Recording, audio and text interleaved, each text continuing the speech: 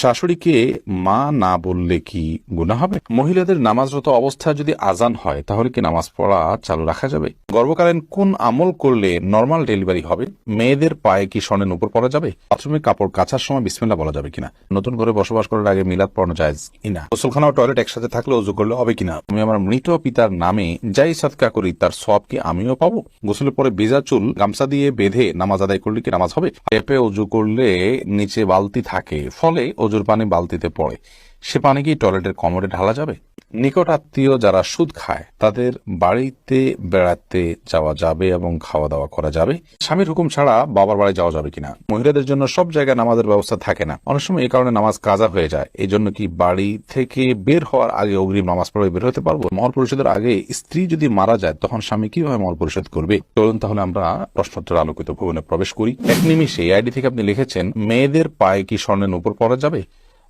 যাবে, কোনো অসুবিধা নেই। মেয়েরা স্বর্ণ বা রূপা যে কোনোটি পড়তে পারে, তো সেক্ষেত্রে স্বর্ণের রূপুর পড়বেন না রূপার নূপুর পড়বেন সেটা আপনার বিষয়।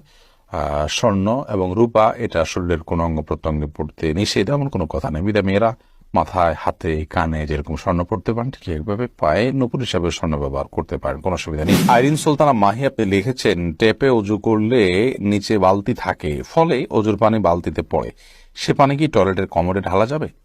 ঢালা যাবে, কোনো অসুবিধা নেই।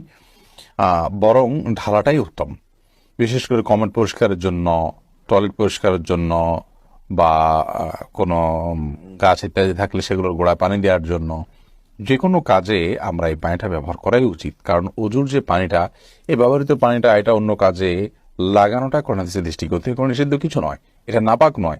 আর এটা আমরা হয়তো এটার মাধ্যমে পবিত্রতা অর্জন করতে পারবো না, কিন্তু অন্য যে কোনো কাজে আমরা ব্যবহার করতে পারবো। ধরুন কমন পরিষ্কার করা কিংবা বাথরুমের ভেতরের অংশ পরিষ্কার করার জন্য পানি ঢালতে পারি, কোনো অসুবিধা নেই, কারণ এই পানিটা নাপাক নয়। জারিফা জান্নাত লিখেছেন, গোসলের পরে ভেজা চুল গামছা দিয়ে বেঁধে নামাজ আদায় করলে কি নামাজ হবে? আমি একজনের কাছে শুনেছি এরকম করলে নামাজ হবে না, বিষয় কিছু বলেন না। এরকম করে নামাজ হবে না এমন কোনো কথা নেই। আপনি একজন নারী হিসেবে আপনার পুরো শরীর আপনাকে ঢেকে নামাজ পড়তে হবে, শুধুমাত্র মুখমণ্ডল এবং 2 হাতের কবজি আপনি খোলা রাখবেন, এর বাইরে অন্য কোনো শর্ত নেই। আপনি গামছা দিয়ে ঢাকেন বা গামছা দিয়ে বেঁধে তার উপর দিয়ে অন্য একটা কাপড় দিয়ে ঢাকেন, কোনো অসুবিধা নেই। মিথিলা মলি আপনি লিখেছেন, রাস্তার পাশে কবরস্থান থাকলে নাপাক অবস্থায় গেলে কি গুনাহ হবে?